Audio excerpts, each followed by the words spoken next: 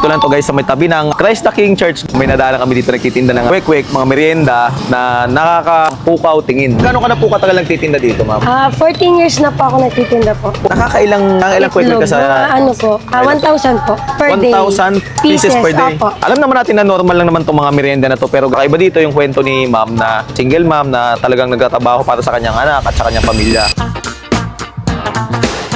Masarap din naman ng kwek-kwek, pero nagdala talaga dito yung sauce. Manamis-namis, bagay na bagay sa kwek-kwek. Yups, simpa na tayo. Oo, ayun na, nag-umpisa na, nagmimisa na sila. Ito na yung simbahan eh. Tara, kaya pasok na tayo, umpisa na yung misa. Dahil nagugutom ako eh. Sabi mo kumain ka na. Di pa. Lah, Kung kain mo tayo. malilate na tayo, nag-umpisa na yung Di misa. ka, mamaya. Sabi mo kanino kumain ka na eh. Tara na, Simbahan. Hindi Tara naman. Mamaya na, uy, kain muna tayo. Di kain muna tayo. Naghihintay na Kain sila. Nagugutom nga ako. Ay ka dito, may kakainin tayo dito, may masarap din pagkain. Ay ka dito, may masarap dito ang kainan ko yun. Ma'am, pwede pong bumili kaming kwek-kwek. Ay, pwede po. Diba sabi ko sa'yo? Kaya pala nagugutom ka. Siyempre. Kaya na nga guys, ang nangyari dito, ay magsisimba sana kami ni Yopips dito guys sa may Christ the King Church. Dito lang to guys sa may San Isidro, Pamplona 1. Dito sa may Las Piñas City, may natagpuan kami dito guys na nagtitinda ng kwek-kwek, kikiam. Ito yung mga pangmerienda guys na nasa kanto lang. Meron ditong single mom na napakaganda na lumalaban ng parehas at naghahanap buhay para sa kanyang anak. Dahil siya ay single mom, so guys, sasuportahan natin yung mga ganyan na negosyante na nagninegosyo para sa kanilang pamilya. Hello ma'am, good afternoon po. Hello po. Gano'n ka na po katagal nagtitinda dito ma'am? 14 years na po ako nagtitinda po. 14 years? Yes po. Ito talaga yung tinitinda nyo simula nung nung kabataan mo? Yes po, ito na po talaga. Simula po nung pumasok ng school. Tanong lang ma'am, dito ka ba talaga nakapokus o nagtatrabaho ka? Nag-aaral po ako. Nag-aaral ka pa? Yes po. Okay. So, ito ay part-time lang? Yes. Tumutulong ka lang talaga? Tumutulong lang po ako. Sa magulang mo? Opo. Pero sarili po to? Opo, sarili po namin to. Ang galing naman. Sa Hindi ka magulang nahihiya ko po. ma'am na tumulong sa ganito ha? Hindi Diba? Yan ang proud to na naghahanap buhay tayo ng parehas, Yes no? po. Ma'am, ilang kwek-kwek ka sa... po. 4 kasi nakalagay po yun sa Tupperware. Mga 4 po na ganun. Estimate mo, ang isang tupper mo? Mga 1,000 po per day. 1,000 pieces per day? Opo. So ano po yung mga tinitinda bukod sa kwek-kwek? Fishball, kikiam, squid ball, chicken balls, tsaka may palamig po. Magkano po yun?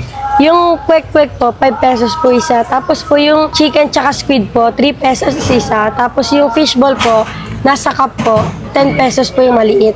Okay, meron kayong bundle yung halimbawa, isang cup nga, 30 pesos, parang Yes meron po, din. meron po kami. Ito po, Ay, yan. nakalagay po. Yan.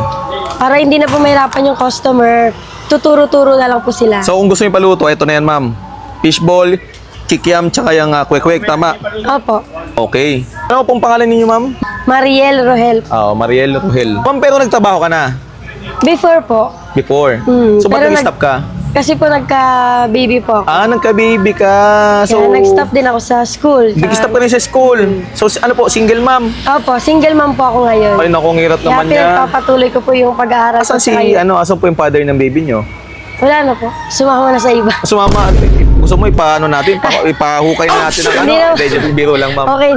Sa mga gusto po matikman or matry ito nga kwek-kwek ninyo ma'am, saan po ito matatagpuan? Dito lang po ito sa Pamplona 1, Christ the King Church. Tabi po siya ng church sa Las Piñas po. Wasteable naman po siya. Opo, wasteable. Tapos po, anong oras po kayo nagbubukas dito? 3 p.m. to 9 p.m. po. Ay, 3 p.m. to 9 9 p.m. p.m. Ayun.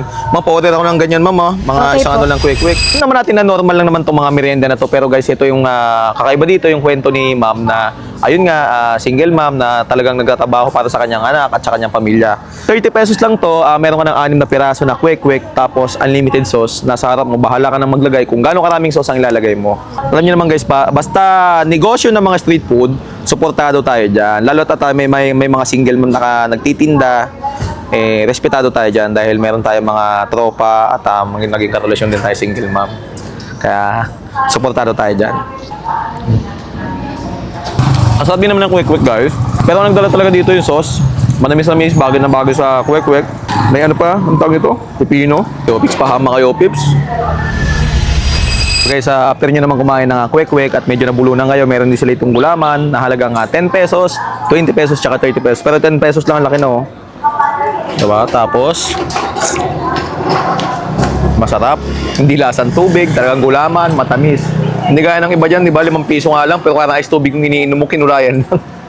Salbahe naman kayo, ah. Parang gusto nyo ng kumita talaga. O, dayon nyo na lang to. Maganda tindero dito.